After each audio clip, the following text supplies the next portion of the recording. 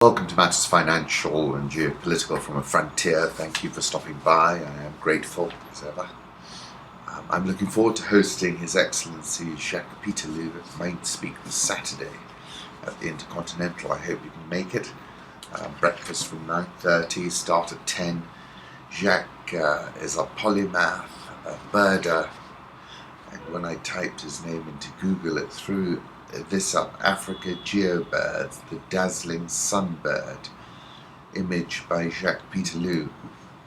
But more than being a birder, polymath, diplomat, he has been at the coalface of world events from Rwanda in 1994 to Bosnia and much more besides. And I hope he's going to share a perspective on the contemporary world as well, because it's so fluid. And I think the Swiss play a very central role in a lot of diplomatic affairs, and Jacques is going to go back from here to run a division with a budget of about 3 billion Swiss francs, and it's the foreign office, as it were. So look forward to hosting him. I hope you can make it. Macro thoughts. Let me start with this quote: "The near certainty that Greece will default on a repayment to the International Monetary Fund later in the day." I spoke about this in the piece I wrote over the weekend, Greece to unravel faster after referendum call. Do take a look at that. Home thoughts, let me start with this moonshot I took yesterday evening at around 7 p.m. and give you a link to an interview with Ryszard Kapuściński, and it really is worth listening to. I had it on background yesterday. One of my favourite quotes of his: "If the crowd disperses, goes home, does not reassemble, we say the revolution is over." And here's another one: "There is a lot of warmth in an old cognac, a lot of sun. It will go to one's head calmly, without hurry." I like this photograph of a big wave crashing down, but no one was taking the ride.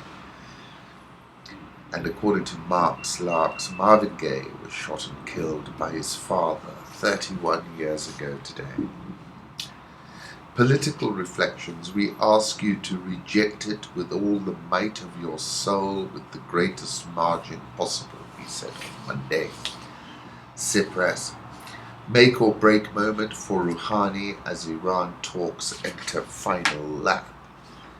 With 2 years of painstaking diplomacy at risk as the clock ran down on a deal to end Iran's global isolation, Hassan Rouhani abandoned his usual caution to take a swipe at critics at home and abroad.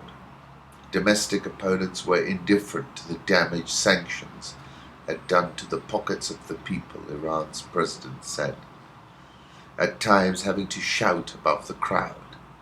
With little more than 2 weeks before the end-of-month deadline for a nuclear accord, his message for the international community was similarly blunt. Iran would combat sanctions and abolish them, he said, a rousing speech for the 66-year-old cleric as his presidency nears its pivotal moment. If a nuclear agreement is signed in the coming days, offering Iranians a brighter future and silencing Rouhani's anti-Western adversaries, it could herald a more ambitious push to relax the state's grip on the economy and society. Failure would leave him weakened and struggling to win a second term in 2 years' time. The overall understanding of his presidency is that everything has been invested in these nuclear talks, said Ali Harishi. Whenever the negotiations fail or succeed, that will be a turning point. If there's a deal, he's going to be a hero. If not, he will be really down. Polls put up a photograph of him via Getty Images. Take you back to October 2013 when I wrote about Barack Obama and Hassan Rouhani, the two Husseins. And I said, if they can pull it off, it snaps losing sequence in US-Iran relations that goes all the way back to the Iranian Revolution in 1979. And then I played on the fact that they're both called Hussein, and I recalled Ai Weiwei's What's in a Name. A name is the first and final marker of individual rights, one fixed part of the ever-changing human world. A name is the most basic characteristic of our human rights, no matter how poor or how rich. All living people have a name, and it is endowed with good wishes, the expectant blessings of kindness and virtue. I said Hussein and Hassan are going to have to cut through a great deal of interference. In this situation, there are powerful vested interests fully invested in the status quo. Al Jazeera asks, how will the GCC react to the Iranian nuclear deal? Fair question. Moscow ghost tweeted Syrian army takes control of power plant in Daraa. Showed this photograph. Apparently the UAE woman who was found guilty of stabbing a US teacher to death in an Abu Dhabi mall. The picture was what caught my attention when I heard the story. Has been sentenced to death. WikiLeaks tweeted this morning, the modern world. NSA intercepts everyone. WikiLeaks intercepts NSA. Everyone reads WikiLeaks. We drink your milkshake. They are neither a state nor Islamic. Why we shouldn't call them IS, ISIL, or IS. Courts asks, remember the Greek drachma, it might be coming back. The Swiss sold Swiss francs to stabilize the currency after the Greece flare-up yesterday. Swiss National Bank President Thomas Jourdan said the central bank intervened to stabilize the franc, which surged after the Greek Prime Minister Alexis Tsipras called a referendum on bailout terms. Yesterday and overnight there was an increased demand for francs, Jourdan told a conference of Swiss executives in Bern on Monday. The euro was under selling pressure and the S&P intervened in the market. In fact, Mr. Jourdan, chairman of the Swiss National Bank, single-handedly bounced the euro via his intervention. The question is how long he can keep it up for. The euro, when I looked last, was 111.80. Dollar index 95.18, Japanese yen 122.32, which is just off a 5-week low for the dollar. Swissy 0.9307, pound 157.29, Aussie 0.7673, India rupee 63.765, South Korean won 11.1752, the Rial 3.1174, Egyptian pound 763, South African rand 12.2711. Put up a 1-month chart of the dollar index, really watching and following the euro for now. Euro dollar, I'll put up a 1-month chart. That bounce yesterday was all about Thomas Jourdan's intervention. And I think the euro is now about 2 points higher than where the equilibrium price is probably. Dominic Chu tweeted, if the euro stays positive today, this was yesterday, the intraday reversal would be the biggest in history. Gold, I'll put up a 1-month chart of that, 1176.55, as you know, I'm very bearish. Crude oil, $58.21, near the bottom of the range now. How a bet on rare earths flopped as scarcity was a mirage. Very interesting piece in Bloomberg about rare earths,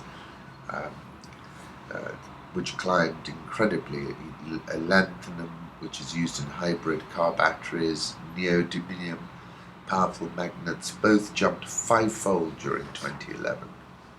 Cerium for glass polishing soared 6-fold, but it's all gone pear-shaped, I'm afraid. Nanex LLC, check out the 12% swing in China index futures last night compared to other indices. Then Holger Scheipitz, tweet of the day, if Chinese investors didn't know downside of margin finance before, they know it now. This is Shanghai and Chinex markets, which have gone into bear markets. Puerto Rican bonds plunged after warning from governor. I'll put up a Bloomberg price image.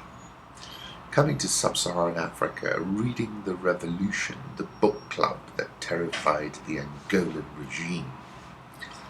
A group of young Angolans gathered in the capital, Luanda, for their regular book club. Authorities clearly felt the act of reading was so subversive that it was tantamount to a rebellion, and state security forces immediately intervened.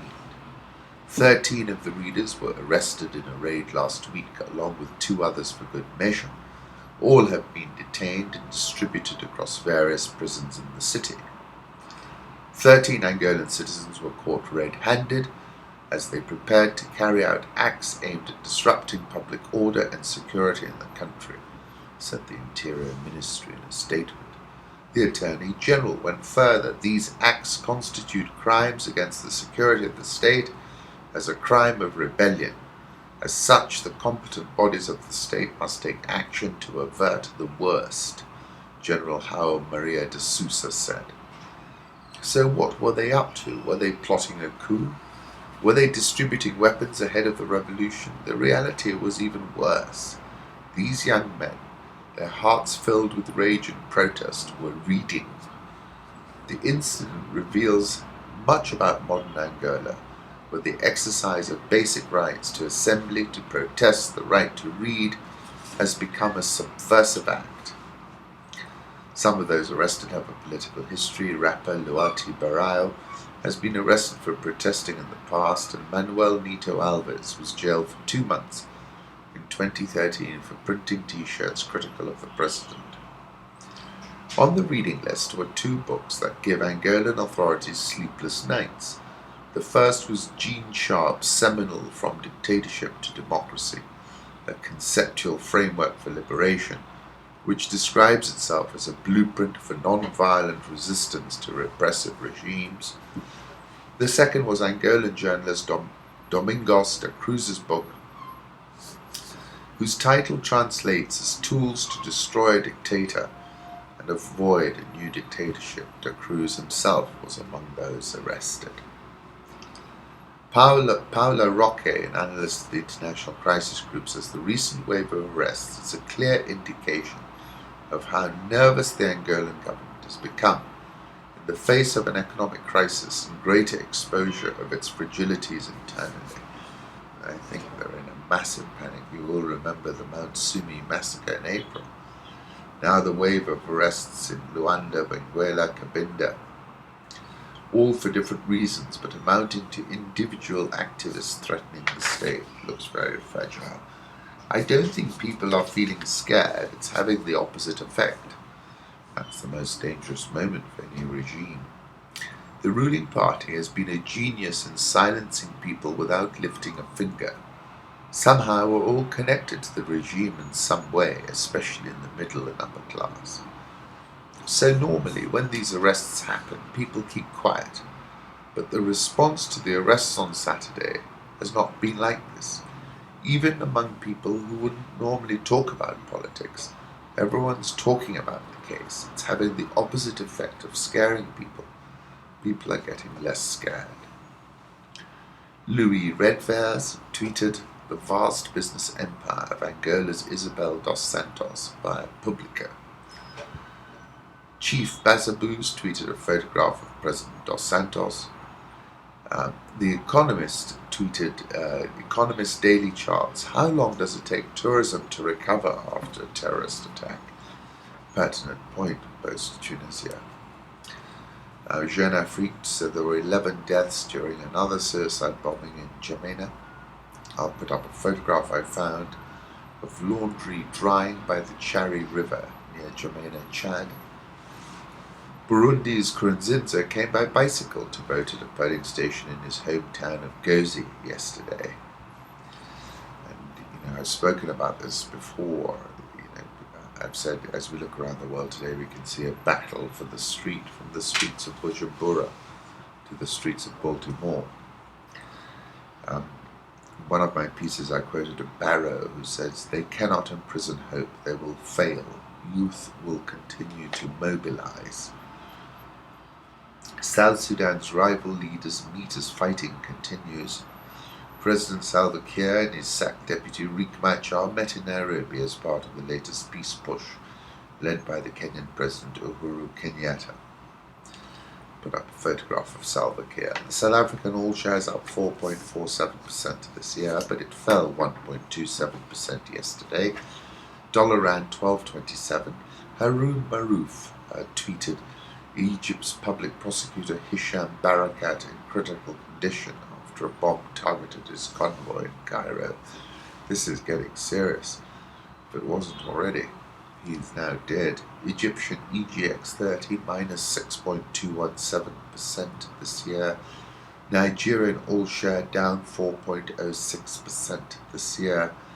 Ghana on course to secure fresh IMF aid under deal. That's going to be a positive.